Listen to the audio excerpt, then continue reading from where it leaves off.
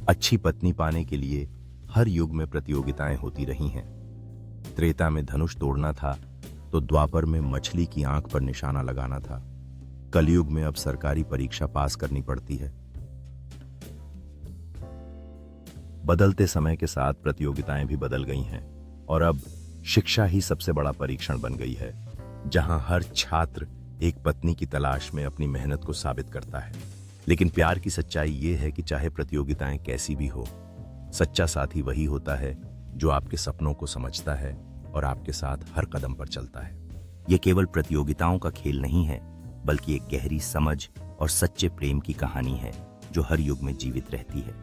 हर प्रतियोगिता के पीछे एक उद्देश्य होता है और वह है अपने साथी के साथ एक खूबसूरत जीवन का निर्माण करना, जो भले ही कितना भी कठिन क्यों ना हो। कभी भी इंसान अपनी मर्जी से नहीं बदलता, सामने वाले का व्यवहार उन्हें मजबूर कर देता है। जब एक व्यक्ति दूसरे के साथ बातचीत करता है तो उसके व्यवहार का प्रभाव अक्सर उनके अपने चुनावों को प्रभावित करता है। इस तरह से शब्द और कार्य न केवल हमें प्रभावित करते हैं, बल्कि हमारे दृष्टिकोण को भी बदल सकते हैं। कभी कभी दूसरों के प्रति हमारी प्रतिक्रियाएं हमें अपने निर्णय लेने की प्रक्रिया में आगे बढ़ाती हैं, जिससे हम अनजाने ही बदल जाते हैं।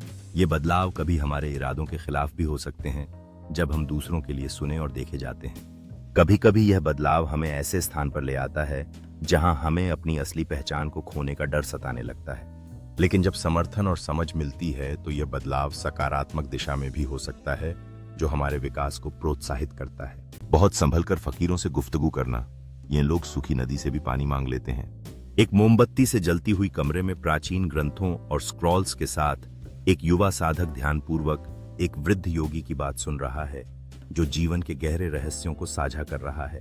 जब सूरज की पहली किरणें एकांत में ध्यान कर रहे साधु पर पड़ती हैं, तो यह दृश्य शांति और ज्ञान की गहराई को दर्शाता है। एक हलचल भरे बाजार में जहां बुद्धिमान साधु विनम्रता और आभार की कहानियां सुनाते हैं, उत्सुक श्रोताओं के बीच यह दृश्य जीवन की सच्चाइयों को दर्शाता है। एक शांत बाग में खिलते कमल के फूलों के बीच साधक अपने गुरु की शिक्षाओं पर ध्यान लगाते हुए बैठे हैं।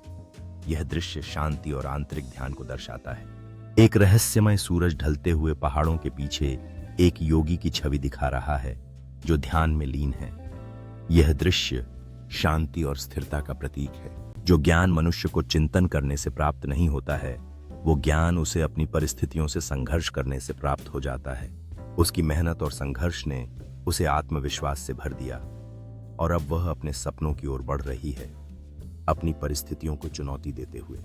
अब वह अपने अनुभवों को साझा कर रही है, दूसरों को प्रेरित करते हुए और यह दिखाते हुए कि संघर्ष का ज्ञान कैसे उन्हें मजबूत बना सकता है। उसकी कहानी ने कई लोगों को जागरूक किया है और वह जानती है कि यह संघर्ष ही है जो हमें सिखाता है कि असली ज्ञान क्या है। अब वह न केवल अपनी जिंदगी को बदल रही है, बल्कि अपने समुदाय के लोगों के जीवन में भी सकारात्मक बदलाव ला रही है, जिससे सभी के लिए नई संभावनाएं खुल रही हैं। उसकी पहल ने कई युवाओं को प्रेरित किया है और अब वे अपने संघर्षों का सामना करने के लिए तैयार हैं, ज्ञान के नए रास्ते की ओर बढ़ते हुए।